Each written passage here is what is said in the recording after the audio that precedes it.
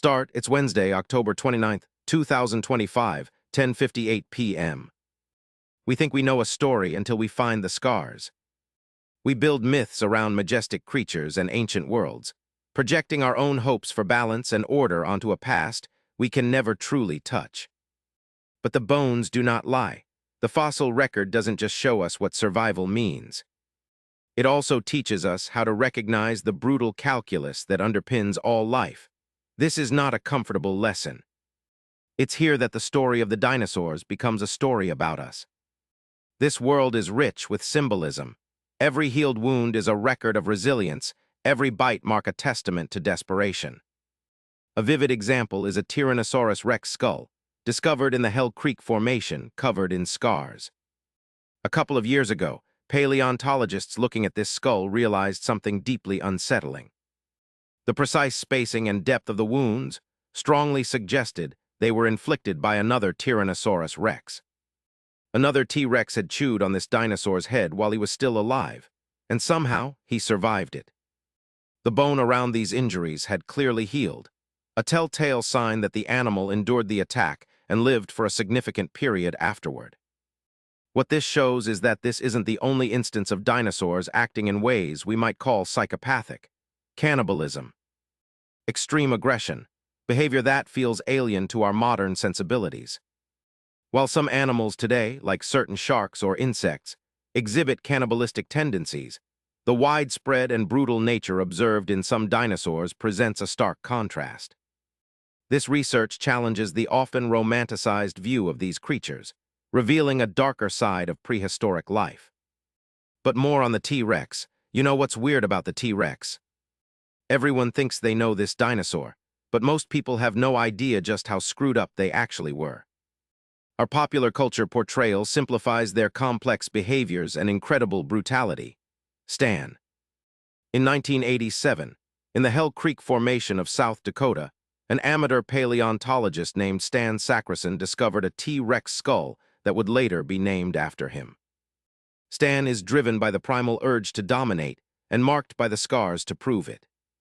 When paleontologists first looked at it, they noticed these strange holes in the back of the head. Already we see the dynamic. These were not superficial scratches, but perfect puncture wounds that went deep into the bone.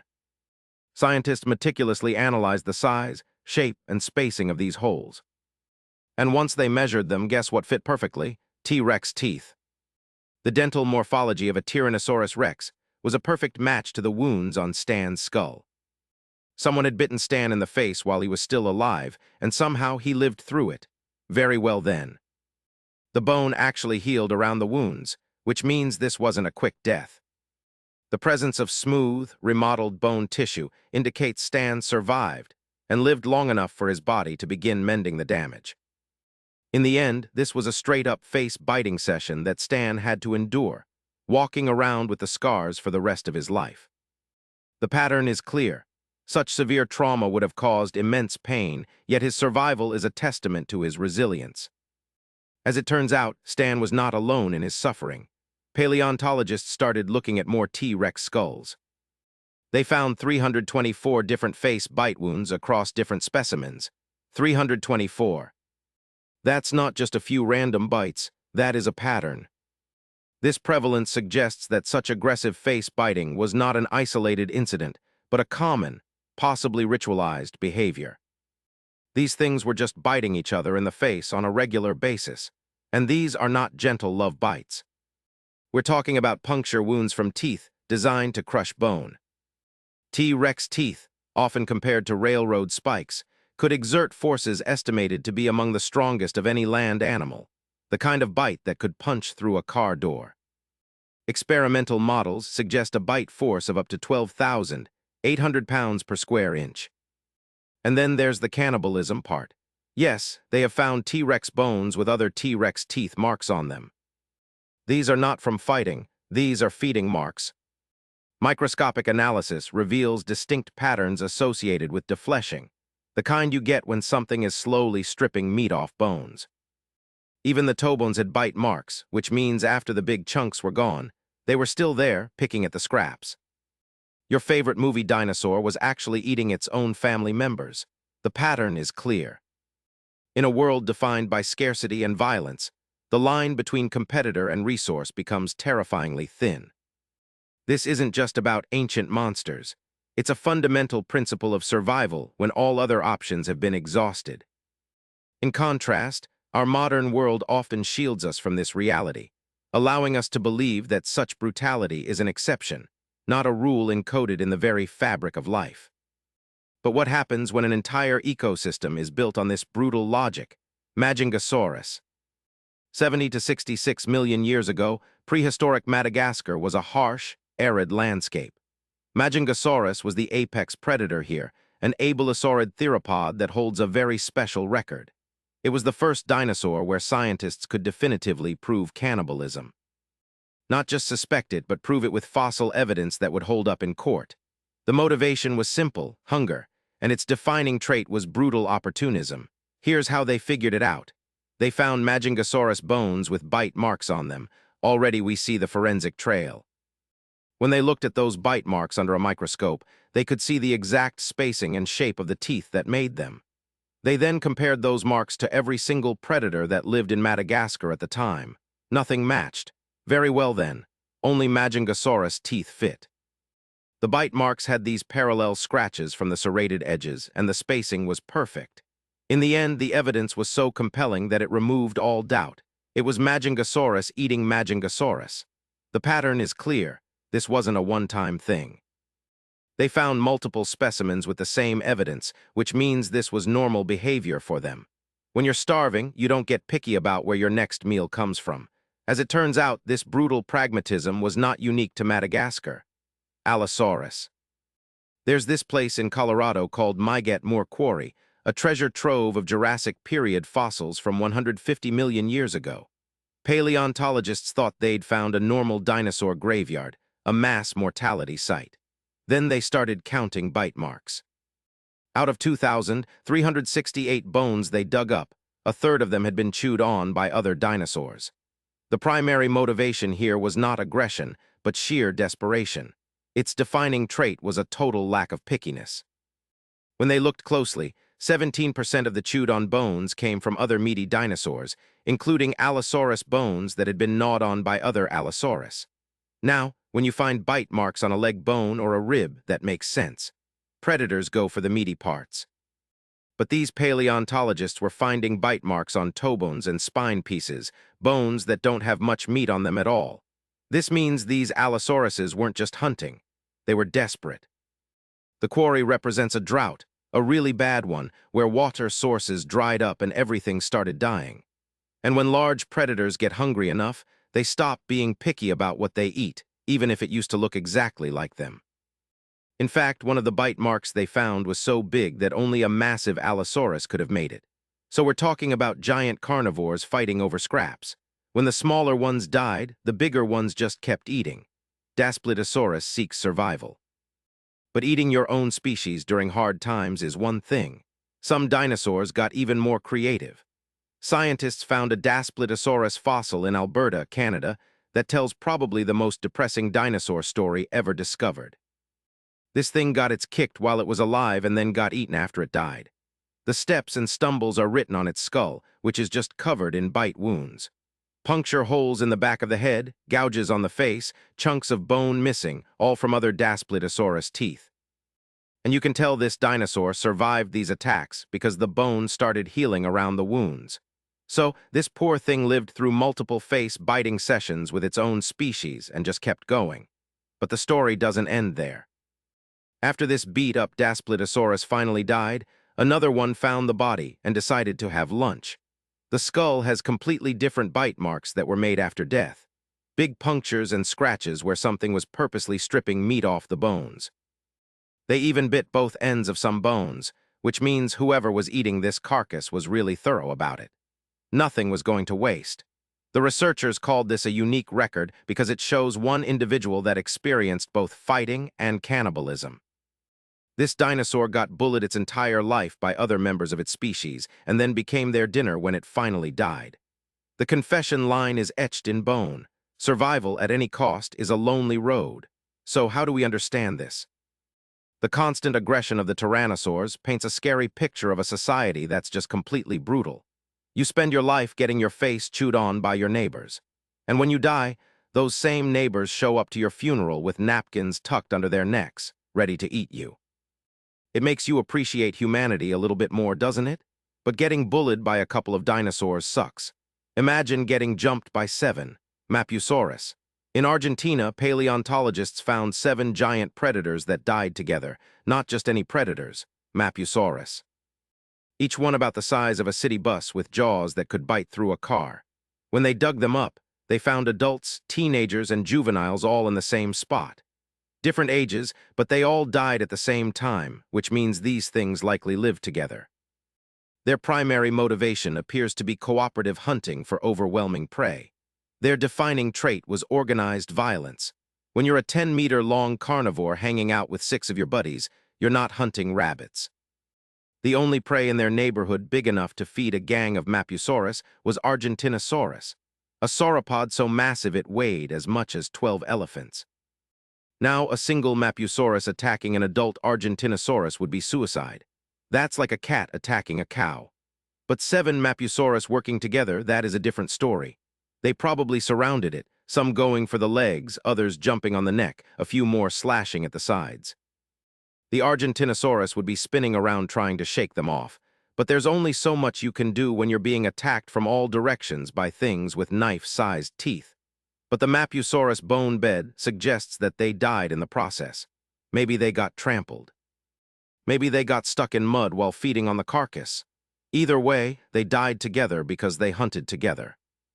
Which means these weren't just mindless killing machines. They were organized, mindless killing machines.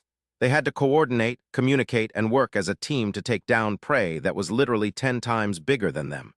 Pack hunting is scary enough when it's wolves. When it's 3-ton dinosaurs with heads the size of bathtubs, it becomes something else entirely. These dinosaurs were smart and aggressive. Land predators working together is downright terrifying, but water predators just happen to be worse. Spinosaurus. Most people think Spinosaurus just ate fish all day. Turns out those people were wrong. Paleontologists found a pterosaur neckbone with a Spinosaurus tooth stuck in it. Not around it, but physically embedded in the bone, which means a 15-meter-long semi-aquatic dinosaur grabbed a flying reptile and bit down hard enough to lose a tooth. This was a violent attack on something with a 6-foot wingspan. Spinosaurus lived in river systems across North Africa, and it was an ambush predator. Picture a crocodile, but 3 times longer and probably 10 times as mean. A Spinosaurus could be floating motionless in a river for hours, looking like a log with a sail on its back. Then something comes to drink, or a pterosaur dips down to catch a fish, and suddenly there's 15 meters of prehistoric nightmare exploding out of the water. They found bite marks from Spinosaurus on other dinosaur bones. 2, land animals that came too close to the water's edge. It was opportunistically grabbing anything that got within range. The scariest part is how little warning you'd get. In the water, Spinosaurus could be 10 feet away, and you'd never know until those jaws are clamped around your leg. And once it had you, those massive claws would hold you underwater while those cone-shaped teeth punched holes through whatever they could grab. So while Spinosaurus hunted alone, it was definitely an extremely aggressive predator. But let's move on to a pack hunter, because some raptors made a fatal teamwork mistake. Because paleontologists in Utah found a 9-ton block of sandstone that contains what might be the dumbest group death in dinosaur history. This incredible fossil, known as the Utahraptor megablock, was discovered in the Cedar Mountain Formation. Inside this block are at least 6 Utahraptor skeletons. Adults, teenagers, juveniles, a whole family of giant raptors. And mixed in with them are the remains of whatever they were trying to eat when they all died. What happened was probably this. Some herbivore got stuck in what was basically prehistoric quicksand. Easy meal, right? So one Utahraptor goes in to finish it off. But the mud is stickier than expected, and now the raptor is stuck too. The deep, viscous mud, a natural trap, would have quickly immobilized any creature that ventured into it. Then its family shows up. Instead of maybe finding a stick or thinking this through, they apparently decided the best plan was to also jump into the death trap one by one, until the entire pack was stuck in the same mud pit. slowly sinking to their death. This tragic chain of events suggests a combination of poor judgment, pack loyalty, or perhaps a desperate attempt to rescue their trapped kin. They found evidence that some of the raptors were stepping on each other as they sank, which means this went from a simple hunting trip to complete chaos pretty quickly. The fossil record indicates a frantic struggle, with individuals clambering over each other in a desperate and ultimately futile attempt to escape the fatal mire. These were supposed to be smart predators, and they managed to kill themselves and step over each other to try and save themselves to get out of dying, which is pretty messed up when you think about it. The irony of these intelligent, pack-hunting predators succumbing to such a basic environmental trap highlights the unpredictable dangers of the prehistoric world. These dinosaurs are known to be pack hunters, but this fossil suggests that they would literally kill their own family to save themselves. The chaotic scene hints at a breakdown of social order in the face of imminent death, revealing a primal instinct for individual survival over group cohesion. The really embarrassing part is that Utahraptor were massive. We're talking about raptors the size of polar bears with 9-inch claws on each foot. Utahraptor ostromesaurum, significantly larger and more robust than its more famous cousin Velociraptor, could reach lengths of up to 7 meters, 23 feet, and wielded formidable weaponry. They could probably take down pretty much anything they wanted. Their immense size, powerful musculature, and massive sickle claws made them formidable apex predators, capable of dispatching large prey with ease. Apparently, their weakness was basic physics and mud. Each Utahraptor was built more heavily than other raptors with thick leg bones and huge muscles for jumping on prey and holding down. All that muscle and claws and they got defeated by wet dirt. This tragic end underscores how even the most powerful predators could be vulnerable to environmental hazards, no matter how physically imposing they were. This fossil block is still being studied, but it's already clear this was a complete disaster for everyone involved. The ongoing research continues to unveil new details about this unique mass mortality event, offering unprecedented insights into Utahraptor behavior and paleoecology. But at least those Utahraptor died quickly, unlike their smaller cousins' victims. Deinonychus basically invented the whole pack of raptors thing that shows up in every dinosaur movie. The iconic portrayal of raptors as intelligent, coordinated pack hunters in popular media largely stems from early interpretations of Deinonychus fossil discoveries. The reason we know they hunted in groups is because they kept dying next to their food. Paleontologists found multiple sites where Deinonychus remains were scattered around the skeleton of Tenontosaurus, which was this big plant eater with the size of a small bus. Tenontosaurus tilleti, a large ornithopod, could reach lengths of up to 6.5 meters, 21 feet, and weigh over a ton, making it a challenging prey item for an individual Deinonychus. The first time they found this, they thought maybe the raptors died trying to take down this massive herbivore in some heroic last stand. But then they kept finding the same thing: Deinonychus teeth and bones around Tenontosaurus carcasses. This recurring pattern across multiple localities provided strong statistical evidence for a consistent predatory relationship between Deinonychus and Tenontosaurus. In fact, they found 14 different sites across Montana and Oklahoma, all with the same setup. Now, Tenontosaurus was way bigger than any individual Deinonychus. We're talking about something that could kick hard enough to shatter ribs, and it probably weighed more than all the raptors attacking it combined. The sheer disparity in size and defensive capabilities between a single Deinonychus, around 3 meters long, 70 to 100 kilograms, and an adult Tenontosaurus strongly suggests that cooperative hunting was necessary. So either these raptors were incredibly stupid, or they figured out how to work together. The evidence points to working together, but not in a cute, coordinated way you see in nature documentaries. More in the chaotic feeding, frenzy way you see when hyenas find a dead elephant. This interpretation suggests a more opportunistic and aggressive form of group hunting, driven by intense competition for resources. Some researchers think the raptors didn't even cooperate that much. Maybe one Deinonychus would attack a Tenontosaurus, and if it managed to wound or kill it, the sounds and smells would attract others. Then they would all show up to claim a piece of the action, which would explain why so many raptor fossils are found with broken bones around these carcass sites. The numerous fractured Deinonychus bones found at these sites could be the result of inter-pack squabbles over the spoils of the hunt, rather than injuries sustained from the Tenontosaurus itself.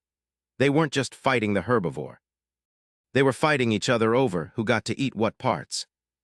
This brutal intraspecific competition highlights a fierce struggle for survival even amongst members of the same species. Those famous raptor sickle claws weren't just for killing their prey. They were probably pretty useful for keeping your dinner companions at a respectful distance while you grabbed all the good stuff. The large, retractable pedal claws, while lethal for prey, could have also served as a defensive weapon against rival pack members during chaotic feeding events. These dinosaurs didn't look like they shared much with their family. In fact, they might have killed their family just to get a meal. This grim scenario suggests a highly competitive social structure where even kin could become casualties in the desperate pursuit of food. So yeah, group attacks can get messy, but sometimes we get the perfect snapshots of violence in some fossils we find. There's a fossil in Mongolia that shows exactly what happens when a velociraptor picks a fight with something its size. The fossil is called Fighting Dinosaurs, and its two skeletons locked together in what was clearly their final moment. Discovered in the Gobi Desert in 1971, this iconic fossil, formerly known as Jin 100/25, perfectly preserves a violent struggle between predator and prey. On one side, you've got a Protoceratops, a pig-sized herbivore with a sharp beak and a bad attitude. Protoceratops andrewsi, a small ceratopsian, was known for its robust build and formidable frill, providing significant defense against predators. The other side, a velociraptor with its signature claw buried deep in the Protoceratops's throat. The 6.5-centimeter, 2.5-inch sickle claw on the second toe of the velociraptor's foot is clearly embedded in the neck region of its adversary, suggesting a fatal strike. But the Protoceratops wasn't going down without a fight. Its jaws are clamped around the velociraptor's arm, and the bone shows fractures from the bite pressure. The powerful bite of the Protoceratops, evidenced by the fractured ulna of the velociraptor, demonstrates its fierce resistance and ability to inflict serious injury even while mortally wounded. This wasn't a quick kill. This was a prolonged struggle where both animals were trying their best to murder each other. The intertwined nature of their skeletons and the extent of their injuries indicate a desperate, drawn-out battle for survival. They probably died when a sand dune collapsed on them mid-fight, which means their last thoughts were probably still focused on winning this stupid fight. The geological context of the fossil suggests a sudden burial, likely by shifting sand, which perfectly preserved the dramatic scene. Death literally had to interrupt them.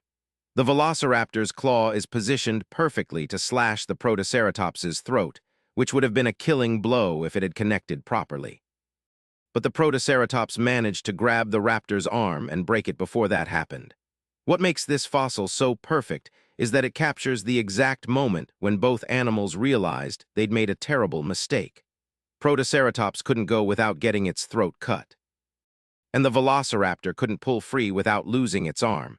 So they just held each other in this death grip until the sand buried them both. The whole thing lasted probably less than a minute, but it's been preserved for 75 million years. This incredible preservation provides a unique window into the raw, brutal reality of predator-prey dynamics in the late Cretaceous. It is the ultimate example of prehistoric rage. Two dinosaurs refused to back down from a fight that neither of them was going to survive. So yeah, ultimately this is a pretty cool fossil, but some other dinosaurs made beating each other a complete lifestyle. Gorgosaurus skulls tell a story about what it was really like to be a tyrannosaur. That story is mostly about getting your face bitten off on a regular basis. Like I mentioned earlier, 60% of adult tyrannosaur skulls have bite wounds on them. These are not random injuries. They are specific bite patterns around the eyes, snout, and jaw area. The consistent location of these injuries suggests a targeted and ritualized form of combat, rather than accidental skirmishes. And they are all healed over, which means these dinosaurs lived through having their faces used as a chew toy. The presence of healed bone around these wounds confirms that the individuals survived these brutal encounters, carrying the scars as permanent reminders of their battles. The wounds are always in the same spots, which tells us this wasn't accidental violence. This was a ritualized face-biting session. The repetitive nature and specific placement of the bite marks strongly support the theory of intraspecific combat for dominance or mating rights. Tyrannosaurus had developed a whole social system based on biting each other's faces till somebody gave up. This brutal method of establishing hierarchy would have been a constant feature of their social lives, with individuals continually testing their strength and resolve. One Gorgosaurus skull has multiple gouges around the eye socket that match perfectly with Tyrannosaur teeth. Another has a chunk missing from the snout that healed into a smooth scar. These specific examples of injuries provide tangible evidence of the violence endured by individual Gorgosaurus throughout their lives. These weren't life or death battles. They were more like extremely vile handshakes. While potentially devastating, the healed nature of many wounds suggests that the aim was often to establish dominance rather than to kill, akin to ritualized combat in modern species. The pattern shows up once the dinosaurs hit sexual maturity, which means face-biting was probably how they sorted out who got to mate and who didn't. This hypothesis suggests that these facial duels served as a brutal form of sexual selection, where victors gained access to breeding opportunities. Instead of showing off with fancy dances or colorful displays, Tyrannosaurus bit each other's faces until the hierarchy was established. What's really disturbing is how casual this violence seems to have been. These weren't rare fights. This was happening all the time, enough that most adults carried permanent facial scars from their teenage years. The widespread evidence of healed facial injuries suggests that these encounters were a regular and expected part of growing up as a tyrannosaur, rather than isolated events. A typical Gorgosaurus probably spent its adolescence getting its face systematically destroyed by older, bigger tyrannosaurs. This continuous cycle of aggression would have shaped their physical and social development, creating a brutally competitive environment from a young age. Then, once it was big enough, it got to return the favor to the next generation. This established hierarchy ensured that older, more dominant individuals maintained their status by inflicting similar lessons on younger, aspiring rivals. And all this face-biting seems really bad until you hear about the falsely accused cannibal. For over 50 years, Coelophysis had the worst reputation in paleontology. Museums displayed it as the dinosaur that ate its babies. Textbooks called it a cannibal. Tour guides would point to its skeleton and explain how this monster would devour its own young when food got scarce.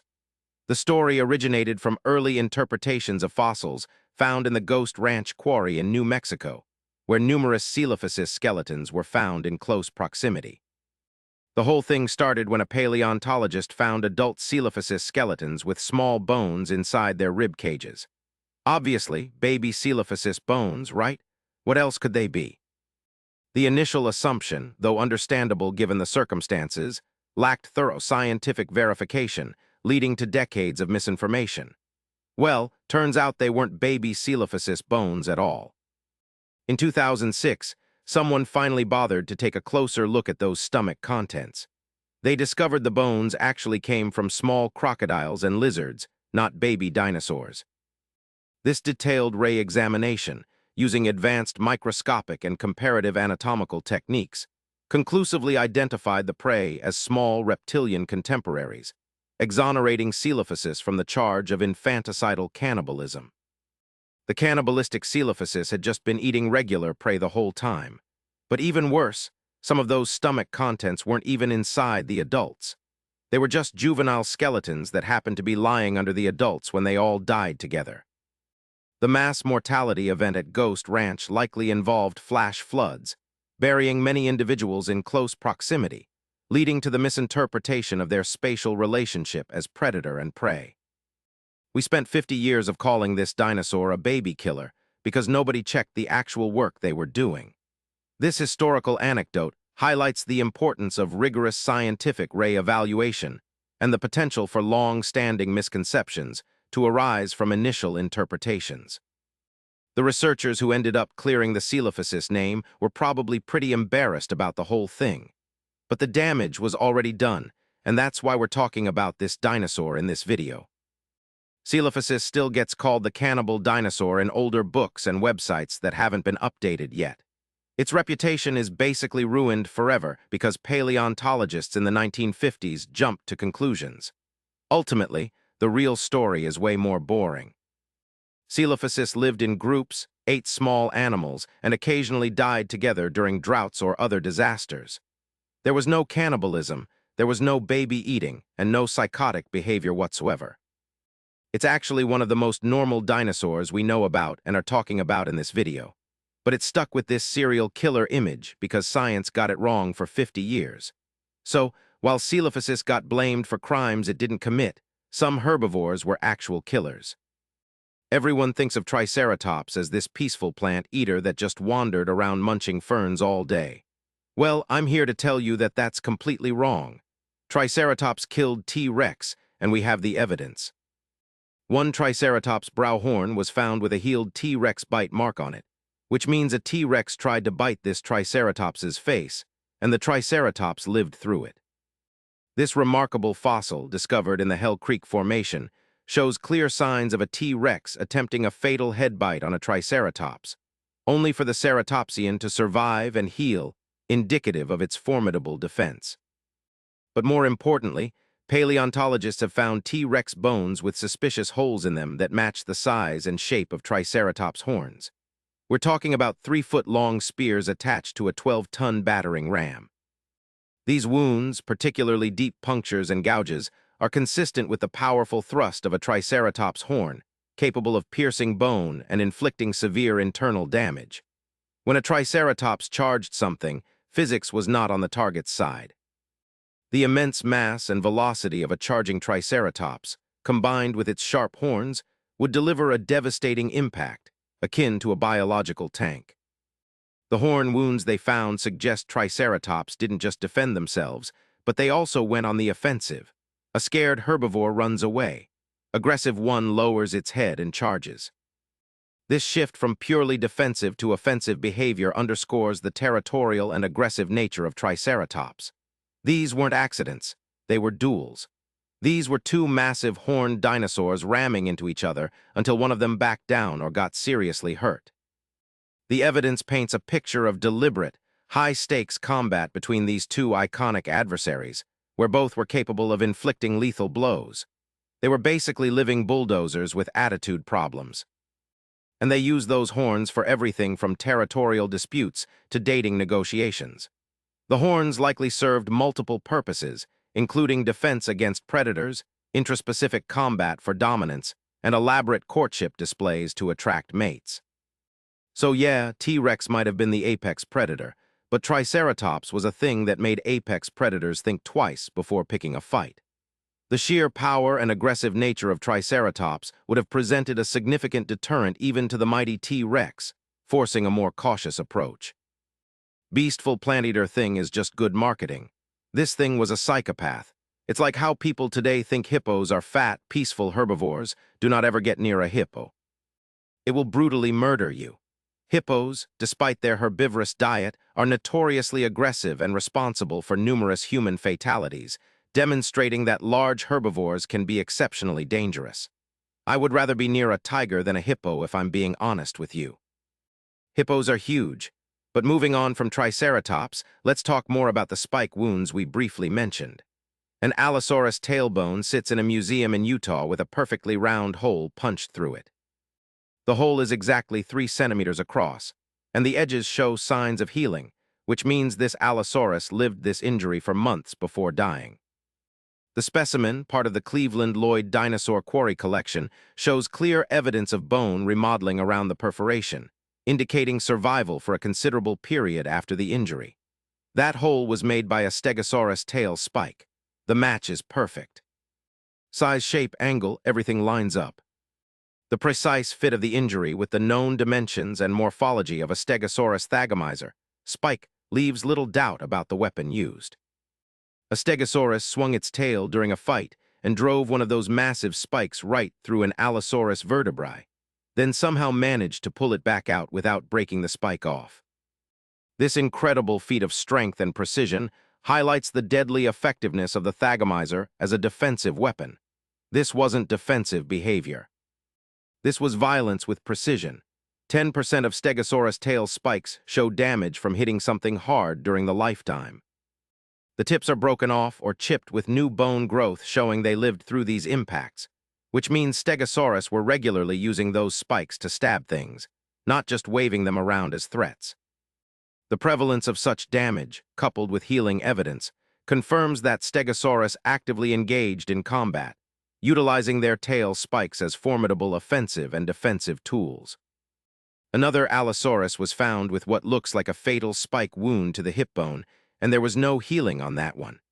Whoever delivered that blow hit something vital, and the Allosaurus died pretty quickly afterwards. This fossil provides direct evidence of a fatal encounter, demonstrating the lethal potential of a well-aimed Stegosaurus tail strike. The physics of a Stegosaurus tail swing are actually terrifying. Those spikes could be 3 feet long, and the tail muscles were massive. When a Stegosaurus put everything into a swing, those spikes were moving fast enough to punch bone and keep going. Biomechanical analyses suggest that a powerful tail swing could generate immense force, capable of impaling and severely injuring large predators. Paleontologists have found Stegosaurus back plates with bite marks on them, showing that predators did try to attack from above, but the plates weren't the real defense. They were just a distraction. The real weapon was always behind them, waiting for the predator to get close enough. Stegosaurus could kill you with 4 spears attached to its butt, and it regularly did. Now, spikes are deadly, but some herbivores prefer the sledgehammer approach. Physics calculations show that an Ankylosaurus tail club could generate enough force to shatter the leg bone of a T-Rex. Not crack it, not bruise it, but completely shatter it into pieces. This immense destructive power is attributed to the club's solid bone mass and the powerful musculature of the tail, acting as a ballistic pendulum. The club was essentially a bowling ball made of solid bone attached to a tail that was pure muscle.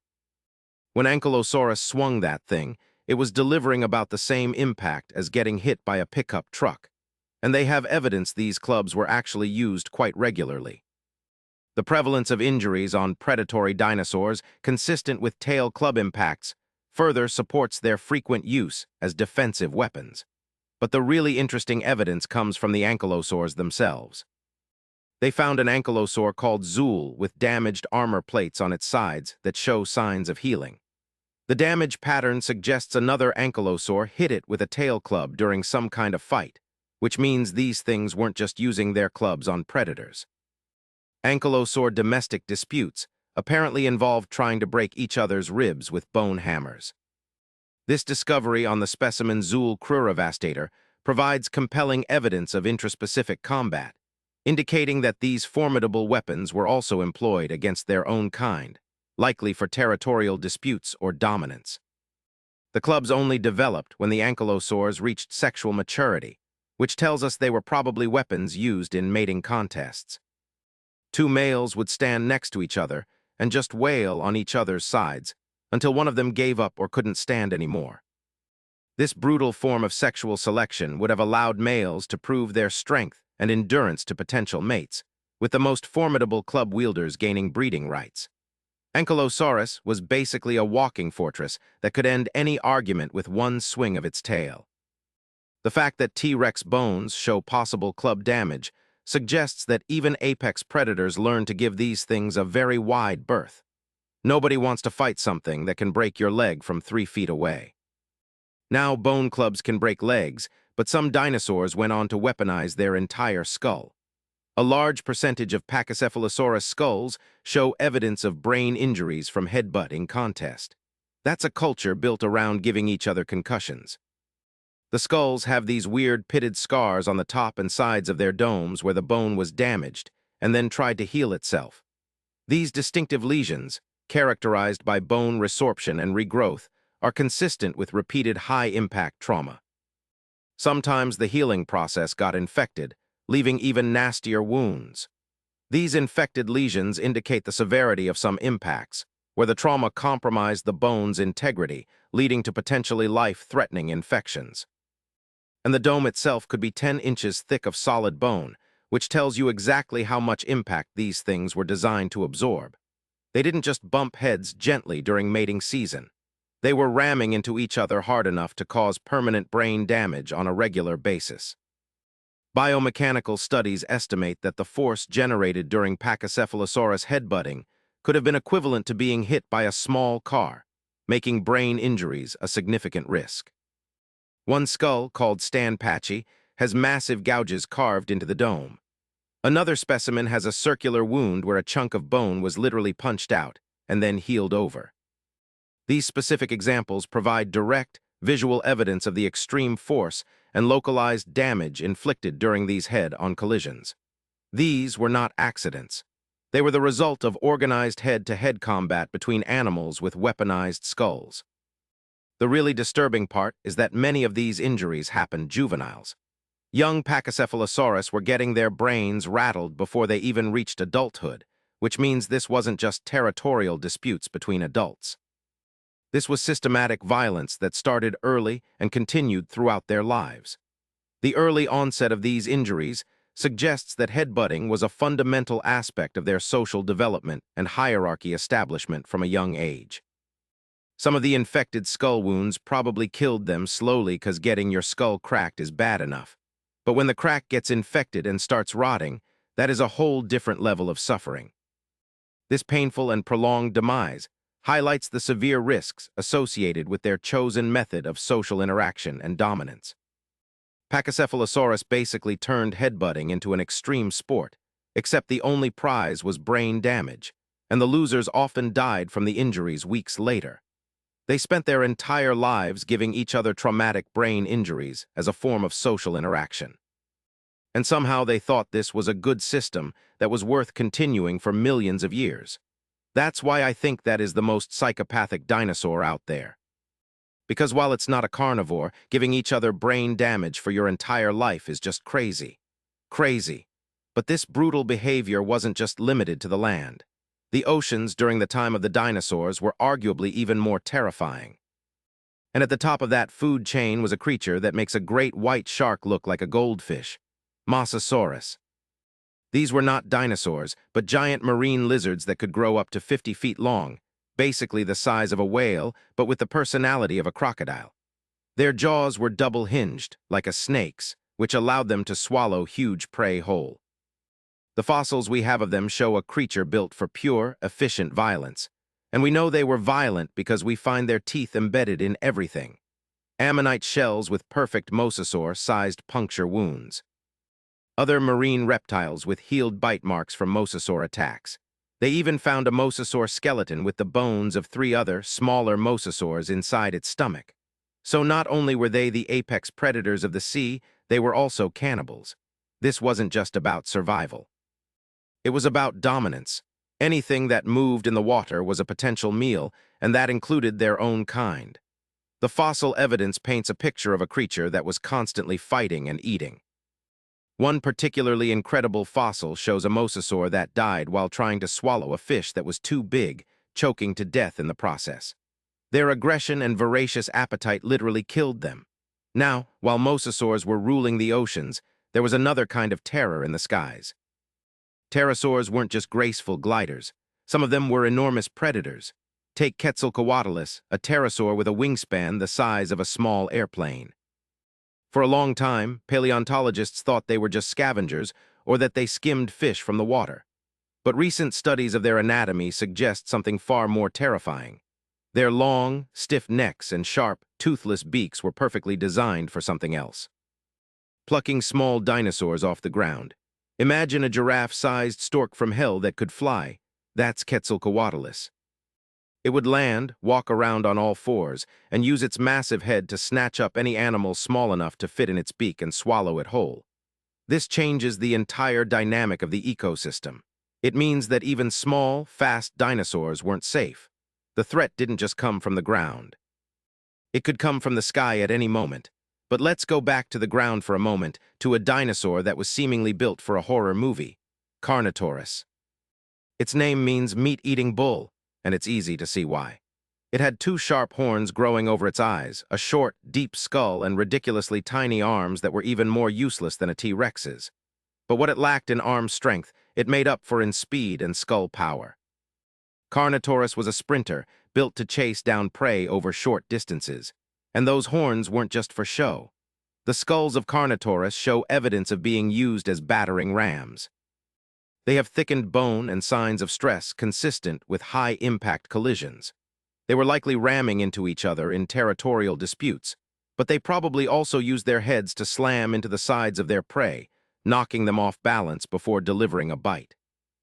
It was a predator that literally weaponized its own head. There's something uniquely brutal about a creature that decides the most effective way to kill something is to run at it full speed and smash it with its face. And this pattern of extreme violence, of specialized weaponry used for both hunting and fighting their own kind, shows up again and again. Take Ceratosaurus, another Jurassic predator. It's famous for the blade-like horn on its nose and the two smaller horns over its eyes. For years, scientists thought these were just for display, but a closer look at their skeletons reveals a life of violence. Many Ceratosaurus fossils show healed fractures on their ribs and legs, and that nasal horn. It shows signs of wear and tear, suggesting it was used in combat. They were likely locking horns and wrestling with each other, much like modern horned animals. But unlike modern animals, they had a mouth full of blade-like teeth to back it up. So after they were done headbutting each other, they could just start biting. It was a multi-stage process of violence. This reveals a fundamental truth about the world of the dinosaurs. It was a world almost entirely without rules as we understand them. While modern ecosystems have complex social structures and ritualized combat designed to minimize fatal injuries, the fossil record of dinosaurs often suggests the opposite. Combat was often to the death. Cannibalism was a viable survival strategy, and violence was the primary means of communication. Whether it was a T-Rex biting its rival's face, a Majungasaurus eating its own family, or a Pachycephalosaurus giving its neighbor permanent brain damage, the evidence points to a world that was far more brutal and psychopathic than we often like to imagine. These weren't just majestic beasts. They were survivors in a world where the only rule was to be more violent than the thing trying to kill you. And sometimes, that thing looked exactly like you. This constant, brutal competition is probably what drove them to evolve such extreme and terrifying adaptations in the first place. They were trapped in an evolutionary arms race where the prize for losing was extinction, and the prize for winning was just getting to fight another day. It's a sobering thought that for millions of years, the planet was dominated by creatures whose social lives were defined by a level of violence that we would consider completely insane. Crazy. But what's worse than giving each other brain damage? How about a dinosaur that was basically a battering ram with teeth? Let's talk about Carnotaurus. The name literally means meat-eating bull, and it lived up to the name. This thing was a 7-meter-long predator from South America with two sharp horns sticking out over its eyes and arms that were so comically small. They made T-Rex's arms look muscular. Those arms were basically useless. They had no elbows, no wrists, and probably just dangled there while the rest of the animal did all the work. The real weapons were its head and its legs. Carnotaurus was built for speed. Its leg muscles were huge, especially the ones connecting the thigh to the tail, which means this thing could run fast, maybe faster than any other large theropod we know of. It was a sprinter designed to chase down smaller, faster prey. But what about those horns? For a long time, paleontologists thought they were just for display, like a peacock's feathers. But then they looked at the skull. The skull of a Carnotaurus is built like a helmet. It's thick, reinforced, and has a flat top, which is exactly what you'd expect from an animal that smashes its head into things for a living. The horns weren't long and sharp enough for stabbing, but they were thick and solid, perfect for delivering blunt force trauma. And the neck muscles were incredibly strong, capable of absorbing massive impacts. So these things were probably charging each other like bulls, except they were 2-ton predators. Imagine two of these things running at each other at 30 miles per hour and just colliding head-on. But some scientists think they were even smarter about their violence. Instead of head-on collisions, which could break your neck, they might have engaged in flank butting.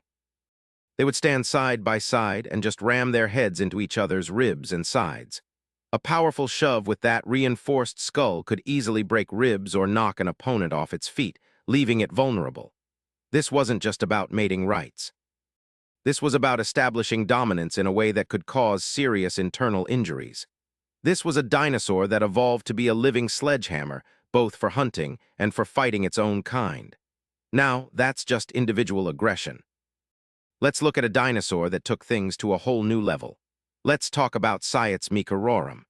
This is a dinosaur that most people have never heard of, but for millions of years, it was the undisputed king of North America before the tyrannosaurs even showed up. Cyots was a massive carcharodontosaur, a group of giant meat-eaters that included things like Mapusaurus. And when I say massive, I mean it was nearly the size of a T-Rex. It was the apex predator of its time, about 98 million years ago. And for a long time, paleontologists only had a few bones from a juvenile, but it was enough to know this thing was huge and at the top of the food chain.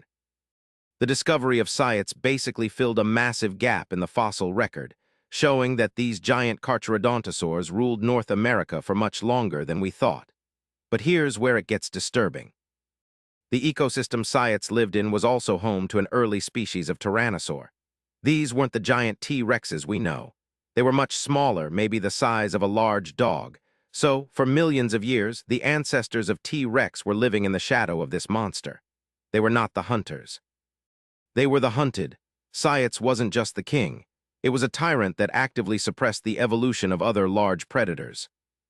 Tyrannosaurs couldn't get bigger because Cyots was already there, killing and eating anything that tried to compete with it. It was only after Cyots and the other giant carcharodontosaurs went extinct that tyrannosaurs finally had the chance to evolve into the giant predators like T-Rex. This wasn't just competition. This was millions of years of ecological bullying on a continental scale. Cyots was so dominant, so brutally efficient at being the apex predator, that it prevented an entire family of other dinosaurs from reaching their full potential. It's a chilling thought that the reign of T-Rex only happened because this even bigger, older monster finally disappeared. The entire history of the world's most famous predator was shaped by another, more ancient psychopath that kept its ancestors small and terrified for an entire geological age. But sometimes the most psychopathic behavior isn't about direct violence. Sometimes it's about deception. Take the Oviraptorids, for example. The name Oviraptor literally means egg thief. For decades, this dinosaur was portrayed as a sneaky nest-raiding villain. The first fossil was found in Mongolia back in the 1920s, and it was lying on top of a nest of what paleontologists thought were Protoceratops eggs. So, the story was simple. This feathered dinosaur died in the act of stealing eggs from another dinosaur's nest. It got caught red-handed, and for 70 years that was the story. Oviraptor was the bad guy, the nest robber. But then, in the 1990s, paleontologists found another, similar fossil. An oviraptorid dinosaur named Pseudopody was found in the exact same brooding position, sitting on top of a nest of eggs. But this time, they found something inside one of the eggs, a tiny, perfectly preserved embryo. And when they looked at that embryo, they realized it wasn't a Protoceratops. It was a baby Pseudopody. The oviraptor wasn't stealing the eggs, it was protecting them. This wasn't a thief, it was a parent. It died protecting its own young, probably during a sandstorm that buried them all. The dinosaur we had villainized for 70 years was actually one of the most caring parents of the entire Mesozoic era. They were just trying to be good moms and dads. Now you might be thinking that doesn't sound psychopathic, that sounds heroic. And you're right. But the real psychopath in this story isn't the dinosaur. It's us. We're the ones who looked at an animal that died protecting its young and immediately decided it was a criminal. We projected our own ideas of villainy onto a creature that was just trying to survive and raise a family. We spent the better part of a century telling a story about a monster, when the real story was about parental sacrifice. It's a sobering reminder that sometimes the monsters we imagine say more about us than they do about the animals themselves. The psychopathic behavior was our own rush to judgment, our need to create a simple narrative of good guys and bad guys in a world that was far more complex. And that is a different kind of scary. But let's get back to actual dinosaur on dinosaur violence, because the Triassic period was a special kind of nightmare. Before the dinosaurs really took over, the world was dominated by other giant reptiles, particularly a group called the Roysuchians. And one of the biggest and baddest of them all was Postosuchus. This was a 14-foot-long predator that walked on its hind legs like a dinosaur, but it was actually a distant relative of modern crocodiles. It had a massive skull full of knife-like teeth, and it was the apex predator of its time in what is now North America. It hunted early dinosaurs and other large reptiles. It was basically a crocodile that had evolved to act like a T-Rex 200 million years before T-Rex even existed. The fossils we have of Postosuchus show that it was an incredibly powerful animal, built for ambushing and overpowering its prey. But what's really interesting is the world it lived in. The late Triassic was a time of intense competition. The first dinosaurs were just starting to get bigger, and they were competing directly with these established predators like Postosuchus. And the fossil record shows this competition was incredibly violent. Paleontologists have found skeletons of plant-eating dinosaurs from this period covered in bite marks that perfectly match the teeth of Postosuchus. These aren't just feeding marks on a carcass. Many of the bones show signs of healing, which means these herbivores were attacked, managed to escape, and lived with the scars. It was a world where you couldn't even go for a walk to eat some ferns without risking an attack from a land crocodile. But Postosuchus didn't just fight other species. The few complete skeletons we have show evidence of severe injuries that could only have been inflicted by another Postosuchus.